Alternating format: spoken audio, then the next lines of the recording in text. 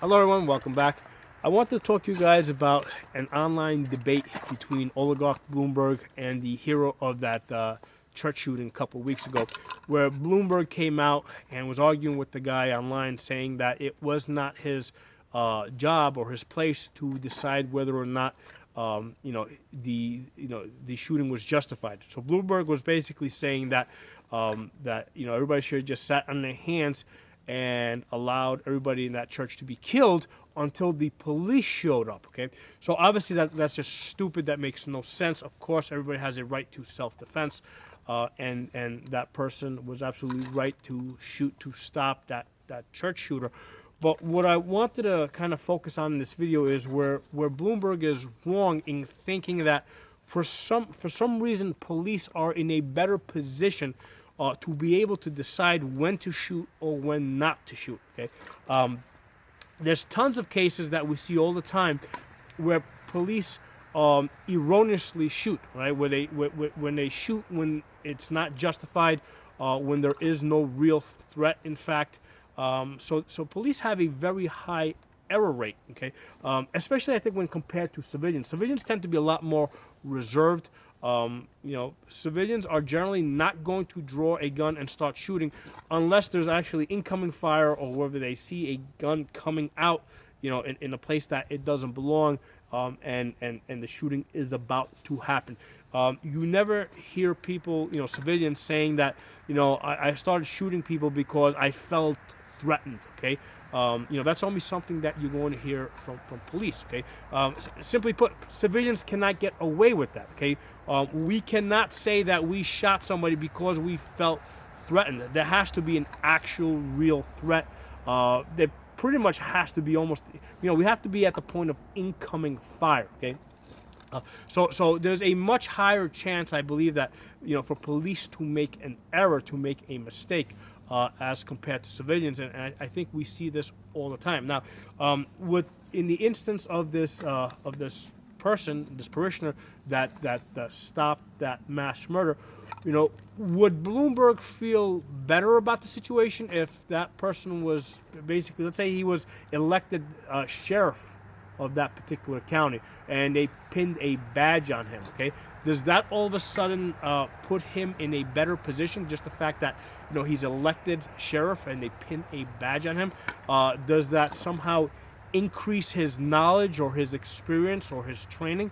Okay, the knowledge, experience, and training is what it is, regardless of whether you have a badge or you don't have a badge. Okay, there's that guy that stopped that church shooting. He owned property where he practiced almost every day, like I do over here. Okay, most police, when they join the police force, they get a minimum of maybe 1 week or 2 weeks of gun training, and most of that time is spent in the classroom.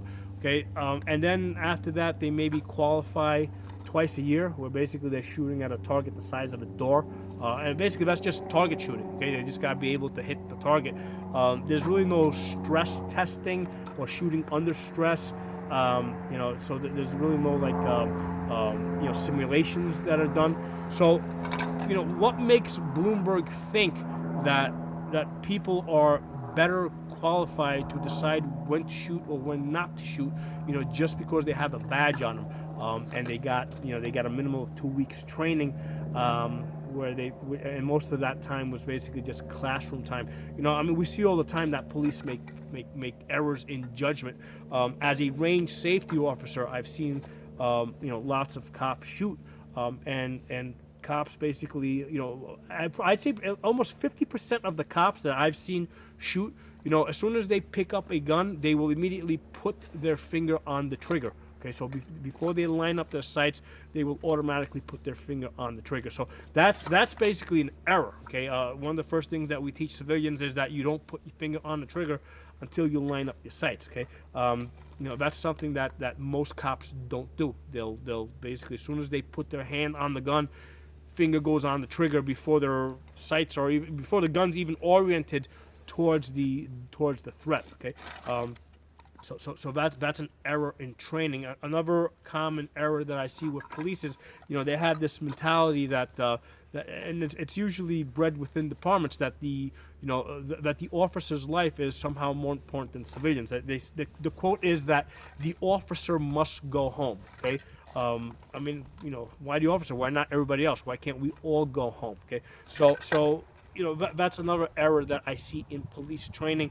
A lot of times the mentality among police officers is that it's kind of the police against the rest of society. Okay?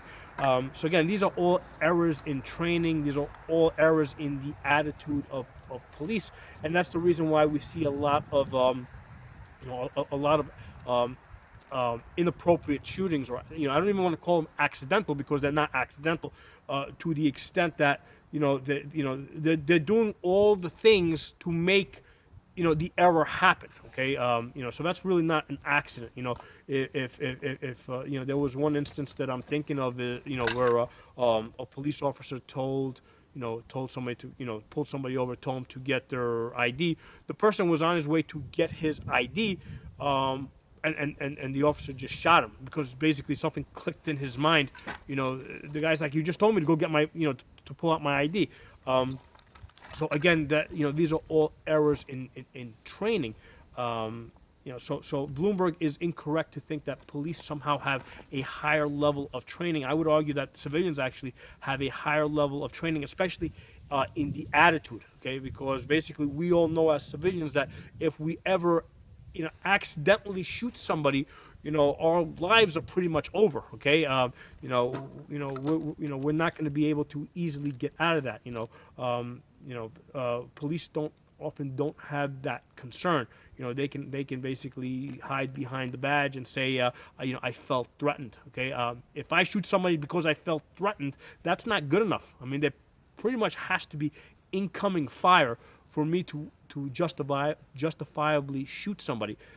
If I shoot somebody just because I saw them pointing a gun in my direction, chances are I probably wouldn't be able to get away with that, and I probably wouldn't shoot either. I probably, if I just saw them pointing a gun in my direction, I would probably look for cover and look to verbally confront them from a distance as to what they're doing, what are they doing and why they're doing it. So they're my thoughts on that, and that's why I think Bloomberg is absolutely wrong to think that police, because of their minimal gun training, are somehow in a better position to decide when to shoot or when not to shoot. Most police training is not gun training. Okay, it is ticket writing. It is paperwork. It is doing investigations.